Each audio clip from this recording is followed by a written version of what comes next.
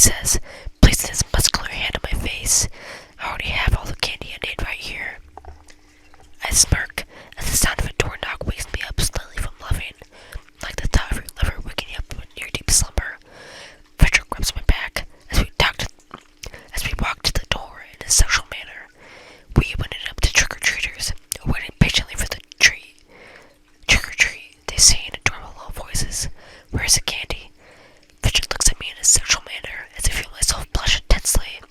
I already have all the candy I need right here, he says as he kisses me on the cheek. Damn, it tastes sweet. I'm looking it up, but I can feel the love and joy of the children looking up in awe while wearing their Batman costumes. Even angel children understand the importance of romance. That night, the more Frederick kissed me in front of the trick-or-treaters, the more sexy I felt. As the word spread of our beautiful romance, we had several people in a row come to our doorstep, even parents, which made me feel super sexual. It even got a little hot, so I took off my shirt, only wearing my bra. The fall air blowing against my skin as I kissed Frederick on the lips. Everyone was trying to peek over each other to catch a glimpse of her love, which began turning into sex. Frederick, I stay under my sexy voice that's working hard on steamy romance. Close the door.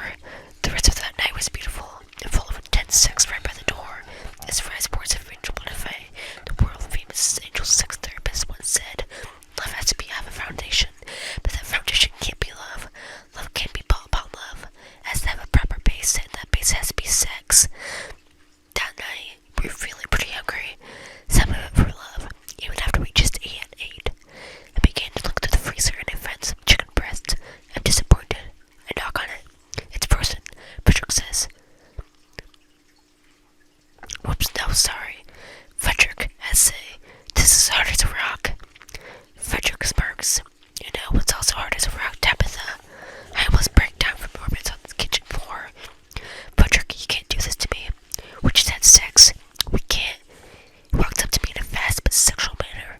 He pulls me into an aggressive kiss, his tongue immediately digging into mine. I start to pull his pants down to knock on the real rock. Frederick is overwhelmed with the sexiness. Let's take this to the dining room.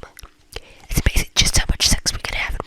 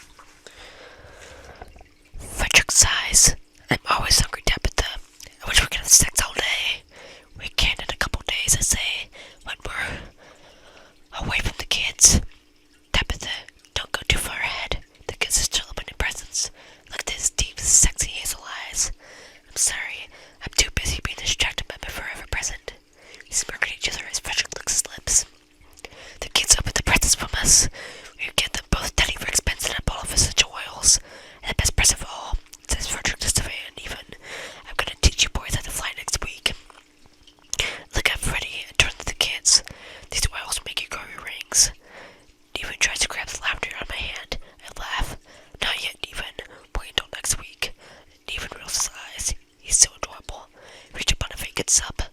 No one wants a cake. Me. Not me. Sylvia and even the most beautiful angels ever. They get their own slices, which would normally be too big, but I think it's too big for an angel's 10th birthday. Once everyone gets a good slice, I decide to get out one on my own. But as I reach for the cutting knife, Frederick's hand touches it too. I look up and smirk at him. We both hold the knife and cut our slice together. We put it on a plate and grab forks. I feel so horny, and I want to turn Frederick on. I cut a bite of cake and tap Frederick in a sexual manner. So look at me. I start looking directly into his sexy eyes as I eat the cake in this very sexual manner. The frosting getting messy on my face. Freddy looks sexually pleased I made this. He grabs the slice with his bare hands and eats it very sloppily and sexually. This cake is pretty sweet, he says to me, but your kisses are sweeter. I feel sexual tingles vibrate down my spine as I grab the whipped cream and spray much in my mouth. Frederick opens his mouth and I spray whipped cream into his sexual manner. We proceed to kiss with